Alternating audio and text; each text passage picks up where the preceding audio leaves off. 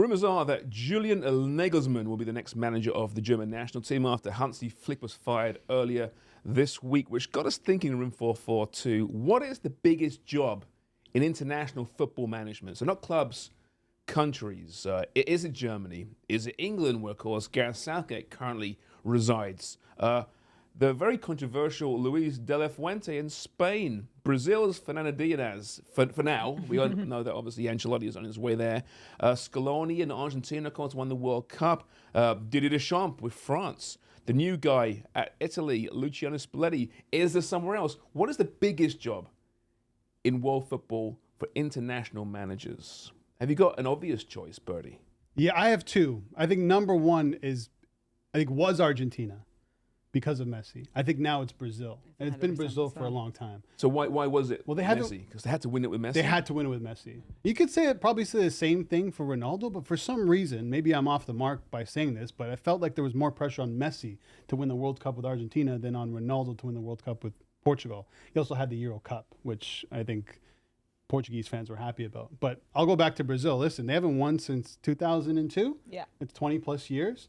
And, you think about the World Cup, you think about world football, and the first team that pops up, the first country that pops up is Brazil. So the pressure on them to win is so huge. That's why they've been through so many managers.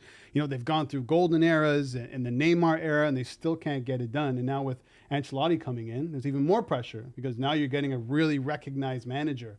The other team that I actually have, and maybe it's a bit of a surprise, is Holland. I mean, they've been to the dance 3 times, runners-up 3 times. And this is, a country known for total football, Johan Cruyff. And they've never been able to cross the line. So I think there's a ton of pressure for the Netherlands. But at the top of the list, I have to go Brazil. And I don't think they're going to do it with Van Gaal, to be honest with you right now. How about you, Sarah?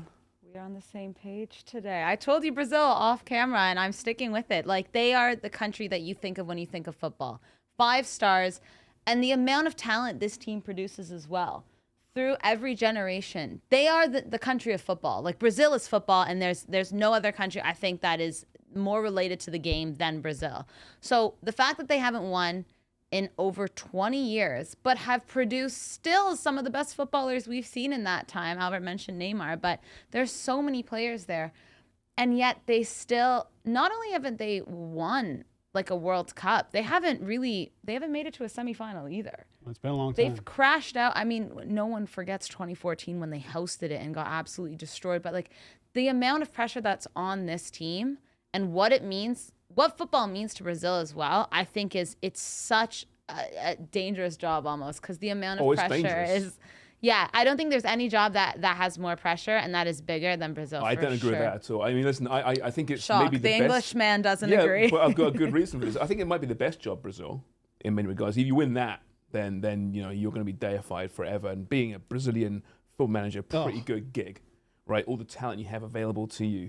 But European football is where it begins and starts for me nowadays, right? Club level. And this is not me being biased. I'm not saying it's the best job, because it's not the best job. It might be the worst job in professional football. England manager. They haven't won since the mid-'60s, right? They've won nothing. 0. They've had so few good moments, great moments. They have the biggest, most successful sports league in the world. The most money in that league than any other league in world football. Yet they keep failing on the international scene.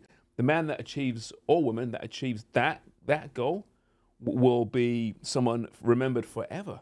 And I think to take that team, finally the home of football. I hate that narrative, sorry. Well, listen, like, that to me is and that's probably so arrogance. frustrating. You're probably right, it's arrogance, but the game was apparently invented in England, right? The first international was England against Scotland. That was the first international ever. 0-0, by the way. Not a great match. Very defensive. 2 counter-attacking teams. Anyway, but I don't think they had formations. That's the biggest job. It has to be the biggest job right now, right? The Premier League is so massive. The failures year after year for the national team. When's it going to change? But the Premier League's also consists of several many players that are international. They're not just England. I agree that the Premier League is the biggest league, but that's because there's so many players coming from all over the world there. England, I know what you're saying. Whoever wins with England is going to go down in history.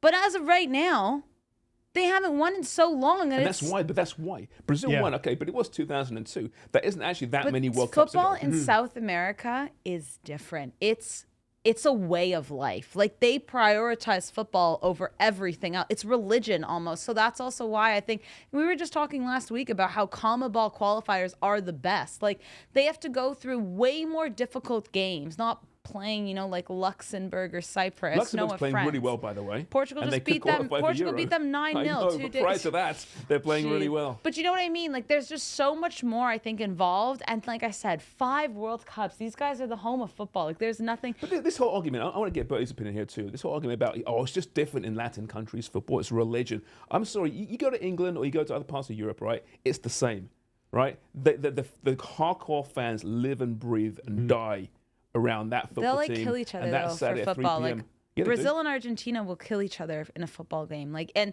the have security, you seen the history of violence in English games? no, I'm not proud of I it, have. I'm just saying, like, I think because over there, they also don't have as much. We're talking about countries that are dealing with a lot of poverty, so they look to football as a light. Whereas England, they still do, but England's obviously a much more developed sport though over there. For sure. But I think for them, a lot of them don't have anything else, and that's what they look to. And that's also why it means so much to put that yellow jersey on and really wear it with pride. I don't know. It means that in English football too. Like I get what you're saying in South America, it's more of a religion, but the fans and the supporters in England care just as much. Have you seen Burnley's fans? Have you seen Leeds' fans? These are diehard supporters for teams that haven't really been that successful, and that goes across all of England's leagues, from the Premier League to the Championship.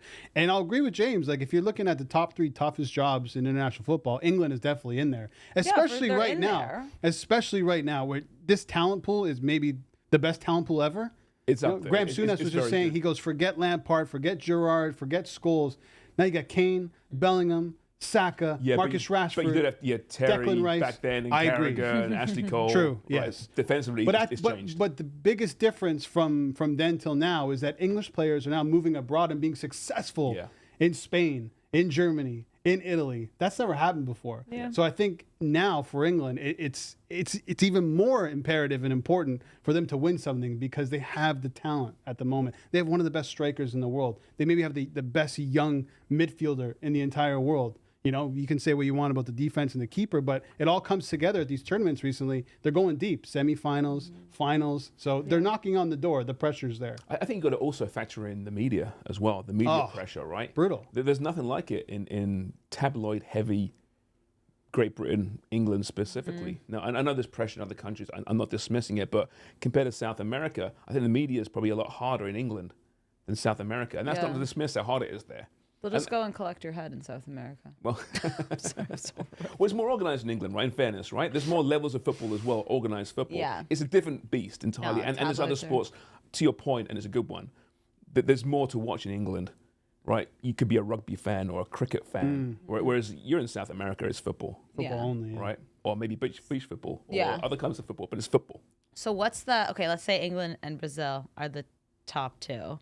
Then what's the third? You said Holland. I like Holland. I This want is biggest job, right? Or best Yeah, job? no, biggest. Because I think those two Well, are the France is up there right now. France. France yeah. is tough. They obviously won the World Cup in 2018, but I mean, Italy's always absolutely enormous, but they had that Euro win recently, and they've got the failures bookmarking both of those. That I feel like it might be Italy right now because of their crashing out of 2 World Cups, even though they won the Euro in the middle. Like, they're so inconsistent, and Italian fans are so ruthless. Like, if they're not doing well, the fans will let you know. You know what? Yeah, it might be. Listen, they missed on the World Cup Twice. That's unbelievable. Twice. The Euro Cup winners. You're this year on the World Italy. Cup. And Spalletti takes over a team that might not qualify for Euro. No, they they're had having a difficulty. huge win against Ukraine on the weekend. Yeah. If not for that, Yeah.